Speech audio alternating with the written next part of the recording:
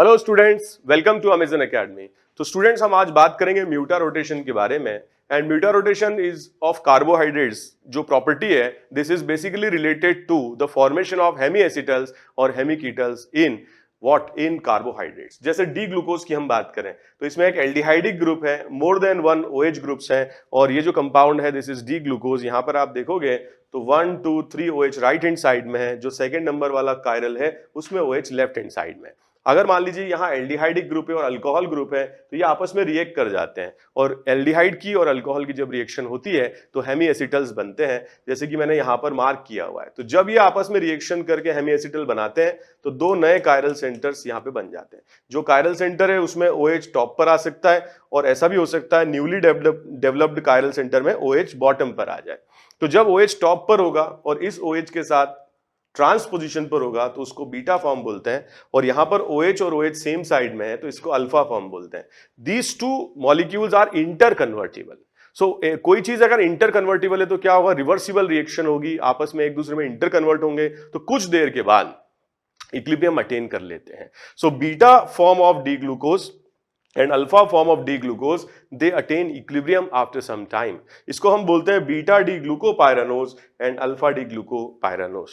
लेकिन बच्चों, as an individual this molecule will have some specific angle of rotation towards plane polarised light, and this will have some other specific angle of rotation towards plane polarised light. अगर हमने open chain structure से start किया तो थोड़ी देर के बाद beta और alpha बन जाएंगे, इक्विलिब्रियम में आ जाएंगे। अगर हमने अल्फा से स्टार्ट किया तो बीटा और ओपन चेन बन जाएंगे, और अगर हमने बीटा से स्टार्ट किया तो ये दोनों बन जाएंगे। बट सम टाइम लेटर जो इक्विलिब्रियम आ जाएगा तो सबका परसेंटेज क्या हो जाएगा, कांस्टेंट हो जाएगा। लेकिन उस टाइम ड्यूरेशन में बच्चों, जब ये इक्विलिब्रियम आ रहा होगा, अटेन नहीं हुआ होगा, ये सिस्टम इक्विलिब्रियम में आ रहा होगा, तो सिस्टम का अल्फा क्या बोलोगे आप, ना अल्फा 1 बोल सकते हैं ना अल्फा 2 बोल सकते हैं। सिस्टम का अल्फा जो है वो चेंज हो रहा होगा। So there is a change in the specific angle of rotation of aqueous solution with respect to time. And this change in the specific angle of rotation with respect to time for aqueous solution is known as mutarotation. So it is a property of aqueous solution to change its specific angle of rotation with respect to time. लेकिन बच्चों, after some time when the equilibrium will be attained, there will be no change in the percentage of alpha, beta or open chain form, and we can say at that time the alpha of the solution will become constant, and if the alpha becomes constant we can say mutarotation stops.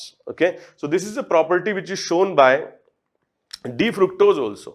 So D-fructose is a ketose. यहाँ पर ketonic group है, more than one OH है यहाँ पर, और इसके structure में आप देखो 3 कायरल एटम्स हैं, OH राइट हैंड साइड में और एक OH है लेफ्ट हैंड साइड में। हम ये जानते हैं कि डी ग्लूकोज और D fructose they tautomerise into each other in basic medium, but in this particular example we can see कि ये जो OH एटम है वो जब इसे इलेक्ट्रॉन पे डोनेट करेगा तो it will form A 5 member cyclic ring. Ketones की रिएक्शन अल्कोहल से जब होती है तो क्या बनते हैं, हेमी कीटल, वो यहाँ पर हमने रिप्रेजेंट किए हुए हैं। So this is the newly developed carbon atom which is known as anomeric carbon. Anomeric carbon. तो स्टूडेंट्स, यहां पे भी देखो, यहां पर जो न्यूली डेवलप्ड कार्बन है इसको हम बोलते हैं anomeric carbon. Anomeric carbon. Okay, अब इसका भी कुछ अल्फा होगा, इसका भी कुछ अल्फा होगा, जो टाइम के साथ चेंज होगा, और जब इक्विलिब्रियम पर आ जाएंगे तो फिर क्या होगा, ये इक्विलिब्रियम पर आने के बाद अल्फा चेंज होना बंद हो जाएगा। But during that time when the alpha of the solution which changes with time is known as mutarotation. इसको हम बोलते हैं जिसमें CH2OH और OH ग्रुप एंटी पोजीशन पर, दैट इज बीटा फॉर्म, और यहाँ पे CH2OH और OH जिसमें सेम साइड में, that is known as alpha form. Okay, अब इसमें देखो एक क्वेश्चन तो ये हो सकता है कि which of the following compound show mutarotation. So carbohydrates can show mutarotation. ये फॉर्म आ जाता है, मजा आ गया। इन दोनों में से कोई एक फॉर्म ऑब्जेक्टिव में आ जाता है तो भी मजा आ गया। यही ट्रिक है, आपको पहचानना है हेमी एसिटल। क्या पहचानना है बच्चों, हेमी एसिटल। अगर ये हेमी एसिटल है तो फिर ये शो करेगा।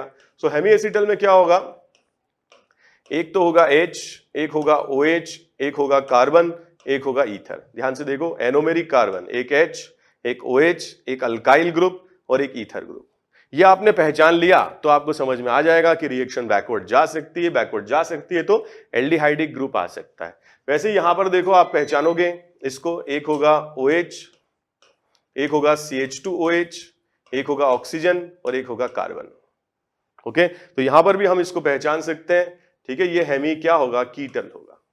तो ये हमें ध्यान रखना है कि पहले हम पहचान पाएं कि ये हेमी कीटल है कि नहीं है, या हेमी एसिटल है कि नहीं है, या इसमें एनोमेरिक कार्बन है या नहीं है। तो ऐसे कंपाउंड जिनमें एनोमेरिक कार्बन है वो म्यूटा रोटेशन शो करते हैं। अब इस पे कुछ क्वेश्चन मैथमेटिकल भी पूछे जा सकते हैं, जैसे अल्फा फॉर्म का जो स्पेसिफिक एंगल ऑफ रोटेशन है, ठीक है, अल्फा डी ग्लूकोज का, this is how much, 112 degree. और जो बीटा फॉर्म का जो स्पेसिफिक एंगल ऑफ रोटेशन है, ठीक है, सो अल्फा फॉर या specific angle of rotation for beta D glucose, so this is 19 degree. ठीक है, तो इनिशियली जब आपने अल्फा फॉर्म लिया होगा तो 112 डिग्री आएगा, और बीटा फॉर्म लेंगे तो 19 डिग्री आएगा। लेकिन जब इक्विलिब्रियम अटेन हो जाएगा तो इसका स्पेसिफिक एंगल ऑफ रोटेशन कितना हो जाता है, 52। During that time mutarotation will take place, and after attainment of equilibrium there will be no change in the specific angle of rotation. अब जैसे मान लो कि कुछ परसेंटेज अल्फा का रहेगा इक्विलिब्रियम पर, लेट्स से x परसेंटेज है, और बीटा का रहेगा 100 माइनस x परसेंटेज। तो हमारे पास जो इक्विलिब्रियम वैल्यू है स्पेसिफिक एंगल ऑफ रोटेशन की, वो हम कैलकुलेट कर सकते हैं परसेंटेज से। x into 112 degree percentage of alpha into its specific angle of rotation 112 plus percentage of beta into its specific angle of rotation 19 degree divided by total, total तो होगा 100। तो हमने इसको x अज्यूम कर लिया percentage, this is 100 minus x, and this value will be how much, this will be 52 degree. And from this you can calculate the value of x. तो जो x की वैल्यू आती है that is 36%, and that will give you the percentage of alpha D glucose, और 64% हो जाएगा beta. Okay, वैसे भी हमें पता है कि जो बीटा फॉर्म होता है दिस इज मोर स्टेबल, क्योंकि दोनों OH ऑपोजिट साइड में या ट्रांस पोजीशन पर होते हैं। एक बार हमने ये बना लिया, then we can calculate the value of equilibrium constant।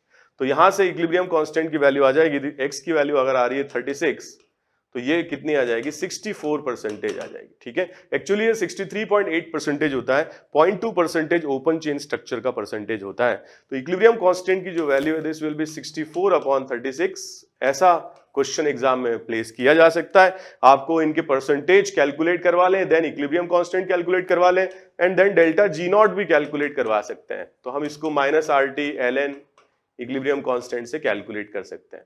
उल्टा भी करवा सकते हैं, इक्विलिब्रियम कांस्टेंट दे दें, then you can calculate the percentage on the basis of equilibrium constant, and then you can calculate the effective or final value of or equilibrium value of specific angle of rotation। तो इस तरह के questions पूछे जा सकते हैं, जैसे D glucose का मैंने एग्जांपल लिया, वैसे डी फ्रुक्टोज के लिए पूछे जा सकते हैं, और किसी कार्बोहाइड्रेट के लिए भी पूछे जा सकते हैं। On the basis of percentage you can calculate equilibrium constant, or on the basis of percentage you can calculate the alpha effective of the solution। तो हमें alpha effective दिया है तो हम equilibrium constant तक आ जाएंगे, equilibrium constant दिया है तो हम alpha effective तक जा सकते हैं। So calculate the percentage of this at equilibrium, also calculate the equilibrium constant for the reversible reaction। तो इसका आंसर ये आता है, अल्फा का जो परसेंटेज है that is 36, और बीटा का मैंने 64% लिखा हुआ है। एक्चुअली 0.2% जो होता है वो ओपन चेन स्ट्रक्चर होता है। जो ओपन चेन स्ट्रक्चर है वो लेस स्टेबल है, क्योंकि इसमें less number of sigma bonds हैं। तो डी ग्लूकोज का ओपन चेन स्ट्रक्चर क्या होगा, बहुत कम परसेंटेज में होता है। मेनली जो डोमिनेट करते हैं वो अल्फा और बीटा फॉर्म डोमिनेट करते हैं। सिमिलरली इस टाइप का क्वेश्चन बीटा डी फ्रुक्टोज के लिए भी पूछा जा सकता है, सॉरी डी फ्रुक्टोज के लिए भी पूछा जा सकता है। और इन एनोमेरिक फॉर्म्स के आपको परसेंटेज दे दिए जाएं, या इनके अल्फा दे दिए जाएं स्पेसिफिक एंगल ऑफ रोटेशन, और फाइनल अल्फा दे दें, तो उसके बेसिस पर equilibrium constant delta G not की वैल्यू कैलकुलेट करवाई जा सकती है। तो ये क्वेश्चंस काफी इंपॉर्टेंट हो सकते हैं एग्जामिनेशन पॉइंट ऑफ व्यू से। So happy learning students, thank you very much, bye bye. For detailed videos, daily practice problems and live chat, visit academy.amazon.in or download the app.